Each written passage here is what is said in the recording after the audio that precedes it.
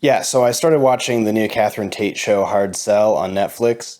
It's a mockumentary, and I don't think it's working, and I want to talk about why I think it failed. Dramedies don't have to be funny. Comedy's a moving target, it's subjective, so maybe I'm just wrong and I have bad taste. Either way, I want to discuss sort of story reasons why I'm not sure Hard Sell works. So even great shows had to make adjustments. Seinfeld didn't really take off until its fourth season, but even The Office and Parks and Rec, their first season was kind of a mixed bag, especially Parks and Rec, and they ended up in the next season, the second season, changing some characters. Michael Scott became a much more charming, nice guy, as opposed to the British Office's David Brent, who was kind of just a jerk. Amy Poehler's character basically got completely rewritten, as well as they got rid of one of those characters, and I think they added Chris Pratt as a main character. So yeah, not every show is perfect right out of the gate. There's also Arrested Development, which is a beloved mockumentary, but it was so fraught and it was so dead and then alive and then dead and then alive that I don't think it's a good example of a healthy show that kept going. But yeah, again, I'm here to talk about the Catherine Tate show, Hard Sell. And so I was trying to find some contemporaries and I found three. I found what I consider to be a quite successful mockumentary that's doing things right, a mockumentary kind of on the bubble trying to figure things out, and then I'm putting Hard Sell over here as, needs work. So we got What We Do in the Shadows, which I'm saying is the good one. It's an adaptation of the movie What We Do in the Shadows, which is basically an updated vampire version of This Is Spinal Tap, which may be the original, proper mockumentary that sort of made it cool to do mockumentaries. The middle one is Welcome to FLATCH. It's an adaptation of a British show about a small town. So this takes place in FLATCH, Ohio. And it's basically a documentary exploring the lives of these small town people and the quirkiness of living in the small town and the people that inhabit it. And then Hard Sell is a British show about a all-female prison where Catherine Tate plays basically every main character. And so you're introduced to all these quirky characters, most of them played by Catherine Tate, over the course of the day or the week of the prison life. And yeah, I feel like every year there's that one show that has that actor that plays like five characters, and you say what you want about it. I don't know. I liked the Austin Powerses when they came out, but as a person who writes, I can see they're not great. So let's talk about the mockumentary format. A lot of times the reason the show is a mockumentary is to actually save time and save money. Think of The American Office. It was just a derelict office building that they made into a set. So they built it out as an office, and you don't have to light it like a traditional narrative film. So you don't have to worry about lighting and changing lighting, kind of just whatever setup works. Also using documentary style, documentary cameras. So the cameras are a little bit further back. There's zooms, there's people behind doors, but their mics are still on, all those kind of gags. It's easier and faster to do a show that way than there is to do the traditional filmic way of, setting up a shot, letting it play out, and then recomposing, setting up a shot, letting it play out, recomposing, setting up a shot, let it play out, which is the traditional sort of filmmaking way of doing it. It could also just be a creative choice. I'm thinking of Modern Family because it doesn't seem like they benefited from the ability to shoot quickly. It seems like they shot it regular style and they just made it look mockumentary style, which sure, that's fine. But creatively, think mockumentary, documentary, acting as an authority, acting as nonfiction, where sort of the comedy exists because a mockumentary is making fun of the fact that we know that the mockumentary is not real. Documentaries also do a good job of calling to attention something or someone. Mockumentaries do that for the very same reason, but they're playing for laughs usually. Unless it's a horror film, but then it's not a mockumentary, then it's like a found footage horror film. Some mockumentaries are just about calling attention to the silliness of the documentary format. Think of Documentary Now as an example, but also just This Is Spinal Tap. They were just making fun of rock and roll documentaries. But yeah, when a show is a mockumentary, it does sort of need to tie in and connect itself to the DNA that is the documentary. It needs to pose itself as an authority. It needs to pose itself as slice of life, observing what's happening, treating what we're seeing, what they're seeing as a real story. Yeah, it's just one of those things. So before I talk about these episodes that I looked at, I do want to talk about the names of the shows because I think there's something interesting here. What We Do in the Shadows, a great name for a show. It indicates an insidiousness, a darkness, crime, maybe a sexual bent because things are happening in the shadows. And the joke, the pullback, is that it's just, vampires doing silly things because they're incompetent fools. Welcome to FLATCH. That's an interesting one too. If you actually saw the poster, it says welcome to, and then it says the road sign FLATCH. And I think that's a missed opportunity there because the acronym is WTF. And I think there's a really good pullback there where, the show says WTF, but then it's the opposite. It's kind of a very silly, broad, silly show. Missed opportunity, but I think Fox probably shot that down as an idea. And then hard sell. Is hard sell a phrase in Europe, in the UK? I honestly don't know. Apparently it's got a real definition of like a cell block kind of thing. Hard sell in the US is like hard sell, S-E-L-L, which is kind of like a comedian trying to win over a crowd. Like that's a hard sell. Like you're trying to pitch something against a hostile group. That's a hard sell. Or a hard sale or tough sell. Like, I don't know why you would want your comedy that seems to be very broad be called a tough sell. That's where I'm coming from. Maybe it's a translation problem, but I just think it's a catastrophic oversight. So anyway, I picked an episode from each of these shows to break down quickly. I picked season 1, episode 3. The reason behind that is if you've ever heard the phrase third episode pilot, a lot of shows start with a premise pilot, so something happens and then the story starts. A third episode pilot is basically an episode that could exist anywhere in the story in the show. So maybe it's episode 3 of the first season, maybe it's episode 6 of the 4th season. It's kind of arbitrary because you're just getting the feel of it.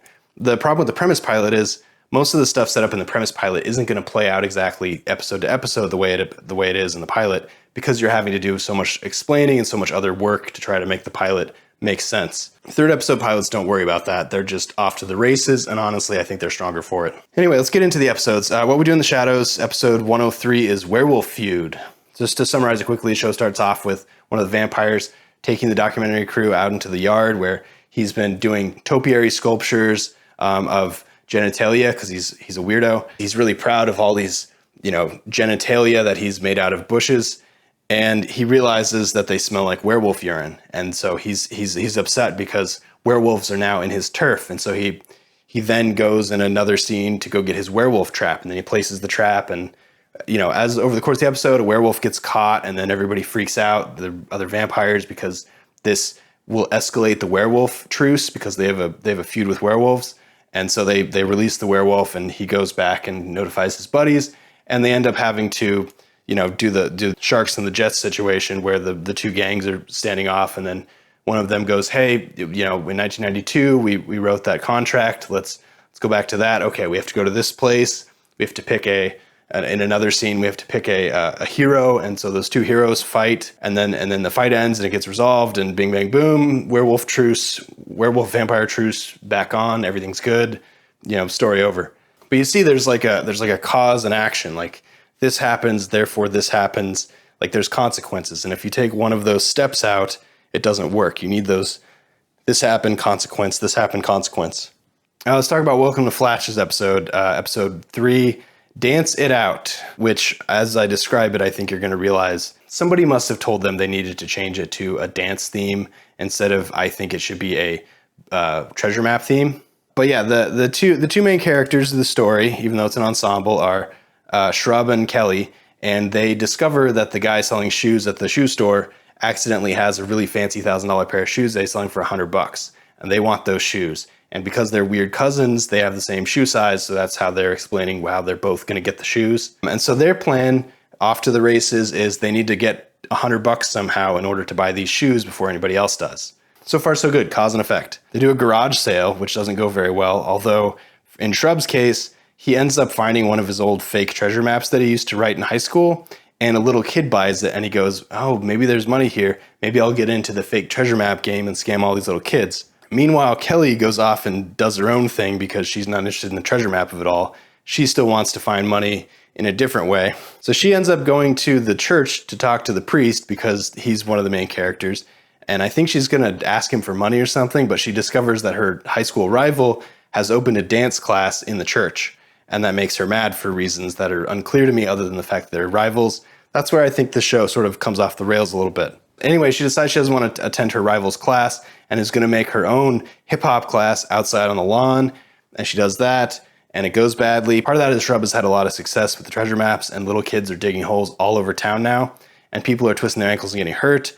That's what happens during her dance class, and so she has to shut down her hip-hop class because of the injury. So she goes back inside and realizes that her rival has now changed her class to a hip-hop class, and that, again, I don't think that necessarily makes a whole lot of sense narratively, because why would her rival go through the trouble of going from a dance class to a hip-hop class? But it does sort of give you a really satisfying sort of dance-off where they're doing bad hip-hop. And the character Big Manny is making fun of them the entire time, and she's the best part of the show by a mile. But they have the dance off, and then Shrub ends up getting cornered about his whole treasure map debacle and has to give the money back. That's pretty much the episode. There's other characters that do other little things in the show, but the A story was going to be Shrub and Kelly, but it ended up just being, I would say Shrub, and it needs to be about treasure maps, but according to the title, it's about Kelly and Kelly starting a hip-hop troupe, even though that doesn't happen until like halfway through. So not perfectly plotted, but room for improvement, and, you know, yeah, not perfect. And then there's Hard Sell, because Catherine Tate is doing a bunch of the characters. She's basically every main character in every scene.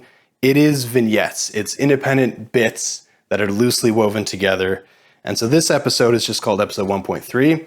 And I think that's a missed opportunity. Admittedly, episode 1, the warden, which is one of Catherine Tate's characters, decides she's going to hire this famous British actor who I don't recognize to put on a musical, West Side Story.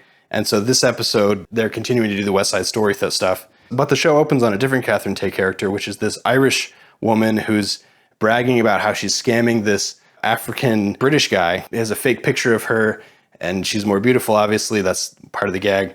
And he's giving her money, he's taking care of her, and he bought her a van so she and her mother can go on an adventure when she gets out. And then the joke is it's a scam and she's just going to steal the van from him, that whole thing. And then it bounces around to a bunch of other different Catherine Tate characters, because again, she plays the warden, she plays a timid inmate, she plays a terrifying inmate, she plays a security guard who I'm not sure is a guy or a girl. It doesn't really matter other than the fact that the makeup is distracting, which I don't know if that was the point or not. But the really main through storyline is this the play that they're going to put on. But yeah, there's 3 or 4 scenes sort of scattered in between every character sort of explaining their deal. Yeah, vignettes. That's what I'm trying to say. There's no this happened therefore. And sure, I understand that this show is just showcasing Catherine Tate's ability to become these individual characters, and that all these individual characters inhabit the same world. The musical is kind of the through line, and they get bad news that they can't do the musical, so they're going to have to make up their own musical. And so some of the other inmates that are not Catherine Tate branch off and start writing their own musical. And that actually became interesting and kind of really brought to attention the fact that the show is all over the place, because that was the most interesting part of the whole episode. This happened, therefore this happened, therefore this happened. That we didn't really get that. So yeah, those are the episodes. And again, you know, I'm looking at escalations when it comes to What We Do in the Shadows, the topiary, werewolf pee, werewolf feud, big showdown, back to being cool with the werewolves. Welcome to Flatch. There's the whole earning money scheme that kind of gets off the rails a little bit because the characters sort of diverge and become rivals, which is fine, but it also just didn't make a whole lot of sense. And then, you know, the joke is the pastor ended up buying the shoes because he thought they looked cool and undermined the whole thing for them. And then Hard Sell, who knows? It's obviously vignettes. I think they were written as vignettes and then they were just loosely sort of sewn together, which is a way to write it, but I just don't think it's working. And I don't see it improving if they keep doing it this way, which I'm pretty sure they have. I'm not sure I'm willing to watch all the episodes because it was excruciating. So yeah, some takeaways. You gotta acknowledge the mockumentary format. You gotta treat it like a documentary. You gotta treat it like it takes place in the same universe that we live in. And so if the characters are too extreme, too unbelievable, there needs to be some sort of catch, some sort of save to make them believable. In the case of real documentaries, it's the fact that they're real. So Tiger King makes sense because it's real. The unbelievability is undercut by the fact that it's real. You don't have that luxury when you're doing mockumentaries, so you kind of got to tone down the characters, or you got to have some sort of really satisfying narrative reason why they're so extreme. I don't think Hard Sell has succeeded in this, and I think Welcome to Flatch, in toning it down, is doing a better job going forward, but still is not in a great place. I mean, the crazy thing is What We Do in the Shadows is about vampires, and there's magic and craziness and ridiculous in all times, but because it takes place at night, because they have the ability to say it didn't happen and they're, you know, magical, that sort of covers most of it. Sure. Buffy the Vampire Slayer did it 20 years ago. And then, yeah, setups, payoffs, this happened, therefore this happened, therefore this happened, therefore this happened. If you take something out and it fails, that's why you need that. That's what works. If it's this happened and this happened and this happened, and if you take something out and nothing changes, you have a problem.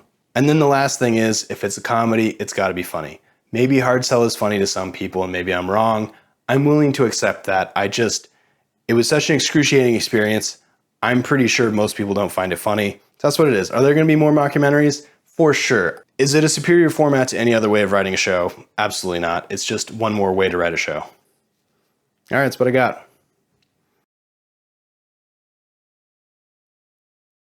Yeah, I mean, like the golden rule in Hollywood is never talk bad about a show because you don't know who worked on it and who you're going to interact with. But I think it's worth acknowledging when something didn't work the way Hard Sell, in my opinion, didn't at all work, and what we can learn and how to actually maybe make it better, or at least make it something else better as a consequence.